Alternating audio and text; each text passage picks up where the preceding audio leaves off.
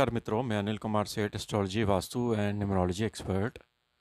आज हम आपके सामने तारा चक्कर का कैलकुलेशन नक्षत्रों के द्वारा कैसे करते हैं ये बतलाने जा रहे हैं। आपके सामने आप देख सकते हैं कि मैंने तारा चक्कर बनाया हुआ है।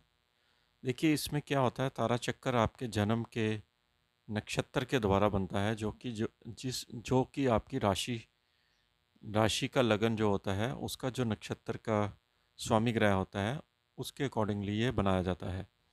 तारा चक्कर से ये हमें ये पता लगता है कि कौन सा कार्य हम किस दिन शुभ करना चाहिए, कौन सा हमारा मित्र तारा चक्कर है। और जो शादियां भी होती हैं वो भी तारा चक्कर के द्वारा ही जो मैचिंग की जाती है वो देखी जाती है। और कौन सा ग्रह है या जो नक्षत्र है वो आपको शुभ फल प्रदान करने वाला है। तारा चक्कर से ये भी देखा जाता है कि हमें कौन से ग्रह से नक्षत्र से विपत्ति आती है और हमें समस्याओं का सामना करना पड़ता है। कई बार आप देखते हैं कि आपकी महादशा आपकी योग कारक प्लैनेट की होने की वजह से भी आपको फलित नहीं होती है। उसका मुख्य कारण ये होता है कि उसका जो नक्षत्र है उस ग्रह का, वो आपको फेवर कर रहा है या नहीं कर रहा है। इसको समझने के लिए आपको एक मैंने चार्ट बना के दिया है, जो आप देख सकते हैं स्क्रीन पर। इसमें कैलकुलेशन इस तरह से करते हैं, जैसे आपका जन्म जो कि राशि जो जो आपकी जन्म की राशि है, यानी कि चंद्रमा जिस भाव में बैठा है उस राशि का नक्षत्र आपको पहले सबसे पहले देखना है। जैसे एग्जाम्पल के तौर पर मैंने सबसे पहले एक शतभिषा नक्षत्र को मैंने लिया है, उनकी राशि कुंभ है, तो उसी को बेस बनाना है। तो इसमें जो तारा चक्कर में जो सीक्वेंस वाइज जो होता है, पहले जन्म जिस नक्षत्र में हुआ है उसके बाद ये संपत्ति तारा आता है, फिर उसके बाद विपत्ति तारा आता है, और उसके बाद क्षेम तारा आता है, और प्रत्यारी तारा उसके बाद आता है, और साधक तारा आता है, वध तारा आता है, मित्र तारा आता है, अति मित्र तारा आता है। तो इस तरह से ये सीक्वेंस में ये तारा का जो है निर्माण होता है।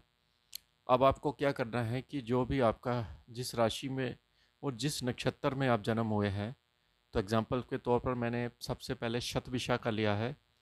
तो 27 नक्षत्र टोटल होते हैं, तो शतभिषा को आपने सबसे पहले जन्म तारा के प्रथम चक्कर में आपने लिख देना है। और 27 नक्षत्रों का जो सीक्वेंस वाइज होता है, यानी कि शतभिषा के बाद जो नक्षत्र आता है वो पूर्वा भाद्रपद नक्षत्र आता है, फिर उसके बाद उत्तरा भाद्रपद नक्षत्र आता है, फिर रेवती नक्षत्र आता है।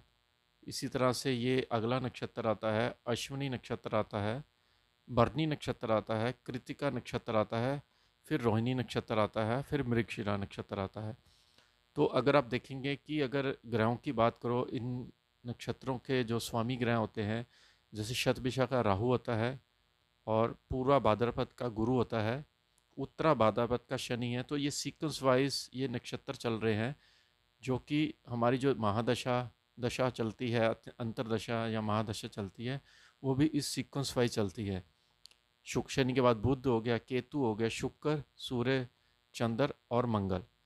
तो इसमें ये देखा जाता है, आप देखिए 27 नक्षत्र को आपने उसी सीक्वेंस वाइज में लिखना है जो कि आपकी चंद्र राशि का प्रथम नक्षत्र आता है। फिर आपको आगे सीक्वेंस वाइज नक्षत्र लिखते जाना है। और जैसे 27 नक्षत्र है, तो पहले आप प्रथम चक्कर में 9 नक्षत्र लिखेंगे, दूसरे चक्कर में फिर 9 नक्षत्र आ जाएंगे, और तीसरे चक्कर में फिर अगले 9 नक्षत्र आ जाएंगे। इनको लिखने के बाद आपको ये पता लगेगा कि ये वाले नक्षत्र या इनके स्वामी ग्रह की जब दशा आएगी तो आपको क्या फल देने वाली है।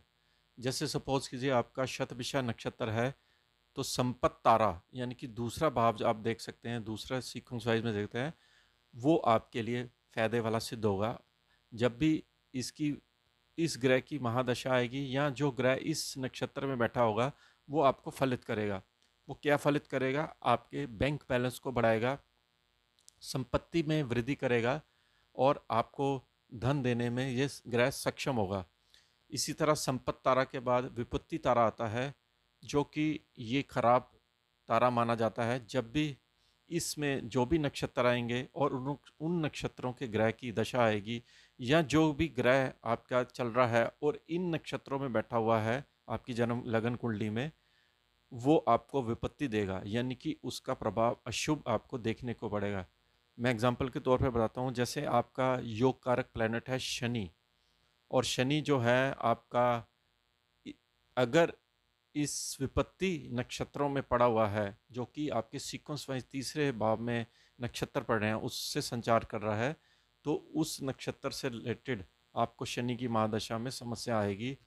ये नक्षत्रों के द्वारा ही हमें चीज़ें पता लगती हैं। इसी तरह शेम तारा जो होता है वो सुख प्रदान करने वाला होता है, जो कि जिसको घर खरीदना हो या एसेट खरीदने हो, तो अगर इस तारा में आप खरीदें, अब ये जरूरी नहीं है कि आपका सबका ही शतभिषा नक्षत्र होगा, ये सिर्फ एग्जाम्पल के तौर पे बता रहा हूँ। आपका हो सकता है कि पहला नक्षत्र पूर्वा भाद्रपद हो या पहला नक्षत्र रेवती हो, तो आप देखेंगे कि अगर आपका रेवती है तो आपको आगे के नक्षत्रों को इस तरह से सीक्वेंस वाइज बना लेना है। अगला जो तारा आता है प्रत्यारी तारा आता है, कि पांचवा जो होता है प्रत्यारी तारा, ये भी शत्रु भाव को रिप्रेजेंट करता है, और ये 3, 6, 8, 12 का रिप्रेजेंटर होता है। और इस नक्षत्र के या इस ग्रह से रिलेटेड अगर आपका दशा आती है या अंतरदशा आती है, तो आपको इसमें अशुभ परिणाम देखने को मिलते हैं, और इसमें कोई भी शुभ कार्य आपको नहीं करना चाहिए। साधक अगर तारा में आपका अगर कोई भी नक्षत्र या ग्रह की दशा आती है, तो आपको अच्छे परिणाम देखने को मिलते हैं। साधक का मतलब होता है कि साधना करना, और आप इस नक्षत्र की या ग्रह की महादशा में साधना के द्वारा अपने जीवन में जप तप करके सिद्धि प्राप्त कर सकते हैं और जीवन में ऊंचाइयों को अटेन कर सकते हैं। इसी तरह अगला जो देख रहे हैं वो है वध तारा। वध तारा में आप देख सकते हैं कि इसकी अगर नक्षत्र की महादशा आती है और इससे रिलेटेड ग्रह की महादशा आती है, या वो ग्रह इस नक्षत्र में बैठा हुआ है, तो आपको अशुभ परिणाम देखने को मिलते हैं। वध का मतलब होता है कि मृत्यु तुल्य कष्ट, और इसका अगर 7-2 के साथ मार्ग ग्रह के साथ लिंक बन जाता है इस तारे का, तो ये मार्केश का काम करता है। इसी तरह अगला जो तारा आता है वो मित्र तारा आता है। अगर मित्र तारा में आपका जो नक्षत्र पड़ा हुआ है, वो आपको उस महादशा में और उस नक्षत्र से रिलेटेड जो भी ग्रह बैठा हो, वो आपको अच्छा परिणाम देता है, मित्रता की तरह आपको सपोर्ट करता है और आपके जीवन में तरक्की के मार्ग खोलता है। और अगला अंतिम तारा आता है अति मित्र तारा। अति मित्र तारा में सीक्वेंस वाइज जो भी आपके नक्षत्र आते हैं, आप टेबल में भी दे सकते हैं कि पहले टेबल में मृगशिरा आया है, दूसरे में चित्रा आया है, और ये धनिष्ठा आया है, तो इसका मतलब हुआ है कि ये मंगल का नक्षत्र है। और शतभिषा में जो जन्म में पैदा हुए हैं, इसका मतलब ये हुआ है कि इस नक्षत्र में जब भी मंगल की महादशा आएगी या जो ग्रह इस नक्षत्र में बैठा होगा, तो उसको ये अति मित्र की तरह ये फलित करेगा। ये जो तारा ज्ञान का टेबल है, ये बहुत ही इम्पोर्टेंट होता है वैदिक एस्ट्रोलॉजी में। इसमें 3 चीज़ों को आपको बहुत ध्यान रखना है: विपत्ति तारा, प्रत्यारी तारा और वध तारा। अगर ये तीनों में जो भी आपके चार्ट के नक्षत्र आते हैं और वो जो ग्रह इस नक्षत्र में कोई बैठा हुआ है, तो उसकी दशा या महादशा आती है, तो उसको यहाँ पर आपको प्रॉब्लम फेस करनी पड़ सकती है। अब देखिए इसमें क्या होता है कि इन इन तीनों तारों में आपको कोई भी शुभ काम नहीं करने चाहिए। जैसे आप घर का मुहूर्त करते हैं, शादी का मुहूर्त करते हैं, या कोई और भी मुहूर्त करते हैं, तो इन विपत्ति तारा, प्रत्यारी तारा और वध तारा के जो नक्षत्र पड़ते हैं, उसमें ये काम वर्जित माना जाता है, जो कि अशुभ माना जाता है।